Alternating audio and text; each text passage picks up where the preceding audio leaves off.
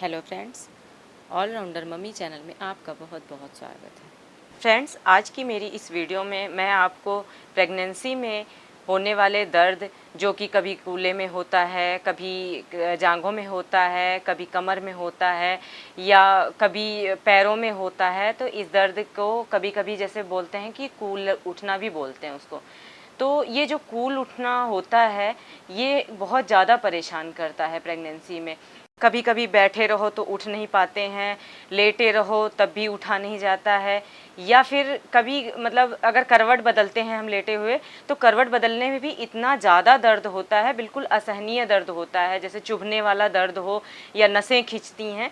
तो इसको कूल उठना बोलते हैं। जैसे गांव में तो इसको कूल उठना बोलते हैं, लेकिन शहरों में उसको कूल्हे का दर्द या साइटिका या फिर और भी कई नामों से जानते हैं। तो ये कूल उठने का सिम्टम्स भी बेबी बॉय और बेबी गर्ल से रिलेटेड होता है कि बेबी बॉय के टाइम पे कूल उठने वाला दर्द कम होता है, नहीं, या फिर किसी किसी को नहीं होता है, लेकिन बेबी गर्ल के टाइम पे ये ज़रूर होता है। क्योंकि मेरी अपनी प्रेगनेंसी में मेरे ये सिम्टम्स रहे हैं। मेरी तीनों प्रेगनेंसी में मेरे ये कूल उठने वाला दर्द बहुत ज़्यादा होता था। जैसे मैं सोती रहती थी तो सोते टाइम मुझसे करवट भी नहीं बदला जाता था, और जैसे जैसे प्रेगनेंसी का टाइम बढ़ता जाता है, जैसे 3-4 महीने के बाद 9वां महीना आते आते तक ये दर्द इतना ज़्यादा बढ़ जाता है कि उठना बैठना सब कुछ इतना मुश्किल हो जाता है। तो इसमें हम क्या सावधानी बरत सकते हैं या क्या इसका उपाय भी कर सकते हैं, इसको भी मैं आपको आगे बताऊंगी। वीडियो को स्किप किए बिना देखिएगा। तो ये कूल्हे का दर्द इसलिए होता है कि कभी कभी हम एक ही पोजीशन में बैठे होते हैं या एक ही तरफ लेटे रह जाते हैं रात में, या ज़्यादा सीढ़ियाँ चढ़ना उतरना, ज़्यादा काम करना, या फिर ज़्यादा कोई भारी सामान उठा लेना, ये सारे रीज़न होते हैं जिसकी वजह से ये दर्द होता है। या कभी कभी कैल्शियम की कमी होती है, विटामिन डी की कमी होती है बॉडी में, या कमज़ोरी होती है, तभी ये दर्द बहुत ज़्यादा हो जाता है। तो इसके लिए हमें सबसे पहले ध्यान देने की एक बात होती है कि हमें प्रेगनेंसी में लगातार काम नहीं करना चाहिए। कोई भी काम बैठ के करना हो, खड़े होके करना हो, कोई भी काम करना है तो वो एक ही पोजीशन में लगातार नहीं कर। जैसे खड़े खड़े किचन में अगर हमें काम करना है तो लगातार खड़े होकर काम नहीं करना चाहिए। थोड़ी देर खड़े होकर काम कर लिया, उसके बाद थोड़ी देर आराम कर लिया, बैठ गए या लेट गए, फिर जाके काम किया, या थोड़ी देर बैठने का काम कर लिया। तो इस तरह पोजीशन बदलते रहना चाहिए। और दूसरी चीज़ ध्यान देने वाली ये है कि जब हम सोते हैं तो सो के उठने के बाद ये दर्द बहुत ज़्यादा होता है। वो क्यों होता है? क्योंकि हम रात में कभी कभी गहरी नींद में हो जाते हैं तो हम एक ही पोजीशन में सोते रहते हैं। तो ये बहुत गलत होता है। प्रेगनेंसी में हमेशा वैसे तो बाएं करवट ही लेटना चाहिए, लेकिन फिर भी ये दर्द होता है, इसकी वजह से हमें अपनी पोजीशन चेंज करते रहना चाहिए। और दोनों पैरों के बीच में हमेशा तकिया रख के सोना चाहिए, क्योंकि इससे जैसे हड्डी पे दबाव पड़ता है, इस वजह से भी ये दर्द होता है। तो हम जब दोनों पैर एक साथ करके लेटते हैं तो हमारी हड्डी थोड़ी सी टेढ़ी हो जाती है और नसें थोड़ी सी टेढ़ी हो जाती है। इसकी वजह से भी ये दर्द हमें बहुत ज़्यादा होता है सुबह के टाइम पे, या रात में भी करवट बदलने में होता है। तो इसके लिए सबसे ज़्यादा ज़रूरी है कि हमें एक ही पोजीशन में पूरी रात नहीं सोना है, पोजीशन चेंज करते रहना है। और रात में 1-2 बार उठना ज़रूर चाहिए। उठ के थोड़ा सा 2-4 कदम चल के उसके बाद सोइए। इससे जो ब्लड सर्कुलेशन भी रुक जाता है, वो भी काफ़ी हद तक इम्प्रूव हो जाएगा। और इसके साथ साथ ज़्यादातर लेडीज़ बहुत हार्ड वर्क करती हैं, जो घर में या फिर बाहर जो वर्किंग लेडीज़ होती हैं, जॉब करती हैं, तो वो काफ़ी देर तक बैठ के काम करती हैं, या फिर वो ज़्यादा उनको पैदल चलना पड़ता है ऑफिस जाने के लिए, कहीं भी जाने के लिए। जैसे कहीं रिक्शा नहीं मिला या ऑटो नहीं मिला, बस नहीं मिली, तो वो ज़्यादा दूर तक पैदल जैसे चलती हैं, तब भी ये दर्द बहुत ज़्यादा हो जाता है। ज़्यादा देर तक बैठ के काम करने से भी ये दर्द बहुत ज़्यादा बढ़ सकता है। तो इसलिए उनको इस चीज़ का ध्यान ज़रूर देना चाहिए, वो चाहे वर्किंग लेडी हो या फिर घर में रहने वाली हो, तो उनको इस चीज़ का ध्यान ज़रूर देना चाहिए कि एक ही पोजीशन में ज़्यादा देर तक ना बैठें और ज़्यादा देर दूर पैदल ना चलें। पैदल चलने पे भी बहुत ज़्यादा ये दर्द हो सकता है। और इसके साथ साथ सीढ़ियाँ चढ़ने उतरने में भी हमें थोड़ी सी सावधानी बरतना चाहिए कि बहुत तेज़ी से सीढ़ियाँ चढ़ना उतरना नहीं चाहिए, क्योंकि इससे भी हड्डियों पे बहुत ज़्यादा प्रेशर पड़ता है और पैरों में दबाव पड़ता है, तो इसकी वजह से भी ये दर्द बहुत ज़्यादा बढ़ जाता है। तो हमें इस चीज़ का भी ध्यान रखना चाहिए कि हमें आराम आराम से सीढ़ियाँ चढ़ना उतरना चाहिए। इसके बाद जो दूसरी चीज़ है वो हमें ये करना चाहिए कि प्रेगनेंसी में हमें कभी भी कुछ भी भारी सामान नहीं उठाना चाहिए। ये हर तरह से बहुत ज़्यादा खतरनाक है। प्रेगनेंसी में भारी सामान उठाने बच्चे को भी नुकसान होता है और माँ को भी नुकसान होता है, और इतना ज़्यादा ये नुकसान बढ़ सकता है कि मिसकैरेज भी होने का डर होता है। तो इसलिए हमें प्रेगनेंसी में भारी सामान बिल्कुल भी नहीं उठाना चाहिए। और इसे दर्द जो साइटिका का होता है, ये कूल्हे का दर्द, ये बहुत ज़्यादा बढ़ जाता है भारी सामान उठाने की वजह से। तो इसलिए हमें भारी सामान बिल्कुल भी नहीं उठाना चाहिए प्रेगनेंसी के दौरान। प्रेगनेंसी में जब हम बैठते हैं तो हमारा पेट आगे की तरफ निकल आता है, इसकी वजह से पीछे कमर की हड्डी थोड़ी सी टेढ़ी होनी शुरू हो जाती है। तो इससे भी बहुत ज़्यादा कमर में दर्द और हर जगह बॉडी में दर्द होने लग जाता है। तो इसके लिए हमें क्या करना चाहिए कि जब भी बैठें तो पीछे कुछ ना कुछ टेक लगा के, वैसे तो सीधा ही बैठना चाहिए, लेकिन फिर भी प्रेगनेंसी में ज़्यादातर टेक लगा के बैठें और पैरों को सीधा फैला के। और जब लेटते हैं हम, तभी हमारी कमर ऊपर की तरफ ऐसे उठी हुई होती है, क्योंकि पेट ऊपर निकला हुआ होता है, तो इस वजह से कमर और हिप के बीच में थोड़ा सा जो गैप हो जाता है, वहाँ हड्डी हल्की सी जो कर्व टाइप की हो जाती है।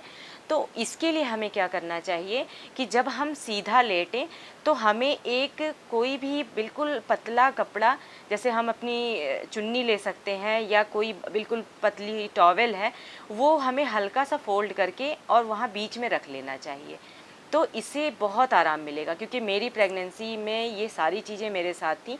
मुझे बहुत ज़्यादा पेन होता था, तो बस ये लगता था कि मैं ऐसा क्या करूं कि जिससे मुझे इसमें आराम मिले। तो मुझे इन चीज़ों से बहुत आराम मिलता था। मैं अपने पीठ और हिप के बीच में एक पतला सा कपड़ा फोल्ड करके और रख लेती थी, जिससे मेरी बॉडी बिल्कुल सीधी हो जाती थी। वो जो कमर में कर्व सा होता है वो नहीं होता था, उसमें मुझे बहुत आराम मिलता था। क्योंकि प्रेगनेंसी में ये दर्द बहुत ज़्यादा परेशान करता है, तो इसके लिए हमें कुछ ना कुछ अपने आप ही तरीके ढूंढने पड़ते हैं कि इससे हमें कैसे आराम मिले। और इन दर्द से आराम पाने के लिए हम इसकी बर्फ़ से या गर्म पानी से सिकाई भी कर सकते हैं, गर्म कपड़े से सिकाई कर सकते हैं। सिकाई करने के लिए हमें कुछ नहीं करना, बस सिर्फ एक कोई कपड़ा उसकी पोटली सी बना के या उसको फोल्ड करके भी हम प्रेस गरम करके और उसमें आराम से लेट के कर सकते हैं। या फिर हम खाना बनाते बनाते, काम करते करते, कोई भी बर्तन है, कुकर है, तवा है, पतीला है, जो भी चीज़ें हमने गैस पे रखी है, उसको उसमें कपड़े को टच करके उसके बाद अपनी सिकाई कर ली। तो काम करते करते भी हम ये आराम से कर सकते हैं। सिकाई करने से बहुत आराम मिलता है। और इसके साथ साथ इस दर्द में सबसे ज़्यादा आराम तेल की मालिश से होता है। तो आप प्रेगनेंसी में पूरे टाइम जब भी आपको ये दर्द रहे, आप सरसों का तेल गरम कीजिए और उससे हल्के हल्के हाथों से मालिश कीजिए। ज़्यादा दबाव नहीं डालना है बॉडी में, सिर्फ हल्के हल्के हाथों से मालिश करनी है। जब आप सरसों के तेल से मालिश करेंगे तो आप खुद देखेंगे कि आपको कितना आराम मिल जाएगा। इससे बहुत जल्दी आराम मिल जाता है। आपको कोई भी ऑइंटमेंट या कोई भी जेल लगाने की ज़रूरत नहीं है, क्योंकि ये स्किन के लिए हार्मफुल होते हैं प्रेगनेंसी में। तो इसलिए इन चीज़ों को लगाने की बिल्कुल भी ज़रूरत नहीं है। बस आप सरसों का तेल लगाइए या कोई भी ऑयल, आपको सरसों का तेल अगर नहीं पसंद है तो कोई भी ऑयल लीजिए, उसको हल्का सा गर्म करके आप लगाइए। लेकिन यह है कि सरसों का तेल इसमें ज़्यादा फ़ायदा करेगा। और दूसरी चीज़ ये है कि मालिश हमें बहुत ज़्यादा दबाव डाल के प्रेगनेंसी में नहीं करनी चाहिए, बिल्कुल हल्के हाथ से मालिश करनी चाहिए। मालिश और सिकाई के अलावा जो इस दर्द का सबसे बड़ा रीज़न होता है वो होता है कि वीकनेस। तो वीकनेस को कम करने के लिए हमें डेली 2 से 3 बार दूध ज़रूर पीना चाहिए प्रेगनेंसी में।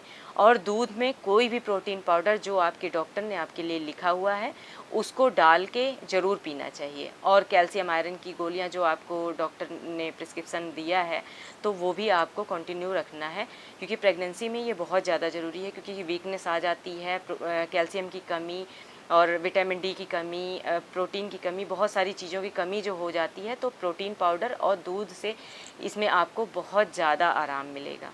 और इन सब चीज़ों के साथ साथ आपको प्रेगनेंसी में अपने डॉक्टर के परामर्श से कुछ ना कुछ एक्सरसाइज भी करते रहना चाहिए, क्योंकि एक्सरसाइज प्रेगनेंसी में, नॉर्मल डिलीवरी में बहुत ज़्यादा हेल्पफुल होती है। तो डॉक्टर से पूछ के ही लेकिन इसको करना चाहिए, जैसा जैसा आपको डॉक्टर बताएं। या अगर आपकी प्रेगनेंसी में कॉम्प्लिकेशंस हैं तो एक्सरसाइज नहीं करनी चाहिए, लेकिन अगर आपकी बिल्कुल नॉर्मल प्रेगनेंसी है तो आप एक्सरसाइज कर सकते हैं, लेकिन जो जैसा कि आपको डॉक्टर ने बताया है बिल्कुल वैसा ही करना है, इसके अलावा नहीं करना चाहिए। और साथ ही आपको डेली मॉर्निंग में और इवनिंग में वॉक भी करनी चाहिए, और खाना खाने के बाद तो ज़रूर करना चाहिए, क्योंकि खाना खाने के बाद पेट बहुत ज़्यादा भारी हो जाता है और उससे भी लेटने में, चलने फिरने में बहुत दिक्कत होती है और पेन बढ़ जाता है।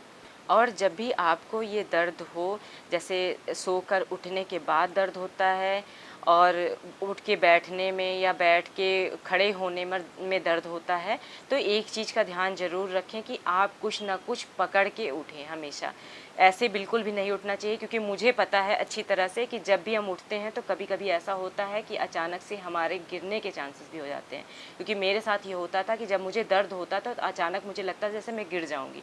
तो इसमें गिरने से प्रेगनेंसी में बहुत ज़्यादा खतरा होता है। तो इस चीज़ का भी हमें ध्यान रखना चाहिए कि जब भी हम उठें तो हमें कुछ ना कुछ पकड़ के उठना चाहिए, किसी न किसी चीज़ के सहारे उठना चाहिए। जैसे कि जब हम उठ रहे हैं सो के, तो हमें बेड पकड़ के, या फिर हम बैठे हुए हैं अगर उठ रहे हैं तो कोई भी जो भी साथ में रखा हुआ चेयर रखी है या दीवार पर पकड़ सकते हैं, कुछ ना कुछ पकड़ के ज़रूर उठना चाहिए, वरना गिरने की वजह से प्रेगनेंसी में बहुत ज़्यादा कॉम्प्लिकेशंस हो सकती हैं। सो फ्रेंड्स, आप लोगों को मेरी ये टिप्स ज़रूर पसंद आई होगी। अगर पसंद आई हो तो प्लीज़ मेरी वीडियो को लाइक करें और मेरे चैनल को सब्सक्राइब करें, और ऐसी ही वीडियो देखने के लिए कृपया बेल आइकन को ज़रूर दबाएं।